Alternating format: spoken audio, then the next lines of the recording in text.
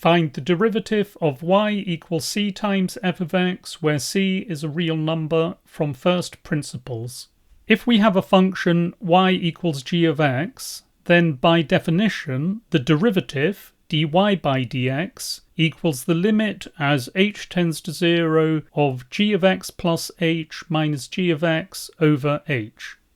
And in this case, we have that g of x equals c times f of x, so that g of x plus h equals c times f of x plus h. So given that y equals g of x, which equals c times f of x, if we take the definition of the derivative and make the following substitutions, we find that dy by dx equals the limit as h tends to 0 of c times f of x plus h minus c times f of x over h. And now we note that both terms in the numerator have a common factor c, which we pull out to the front to give us the limit as h tends to 0 of c times f of x plus h minus f of x over h. And we can rewrite that expression as the limit as h tends to 0 of c times the limit as h tends to 0 of f of x plus h minus f of x over h,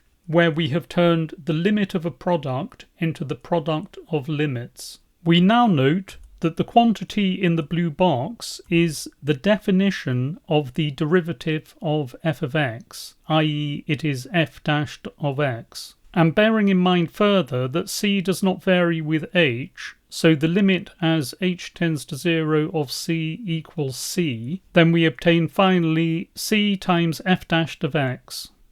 And so we have that if y equals c times f of x, then dy by dx equals c times f dashed of x. Informally, this result tells us that we can pull constants out of derivatives. So for example, if f of x equals x squared, then f dashed of x, which equals d by dx of x squared, equals 2x. Now if y equals 3f of x, which equals 3x squared, then dy by dx equals d by dx of 3x squared, and since x squared equals f of x, then by the result that we've just proven, we can pull the 3 to the front of the derivative, and we note that d by dx of x squared equals f dashed of x, which equals 2x, and so finally we have that dy by dx equals 3 times 2x, which equals 6x.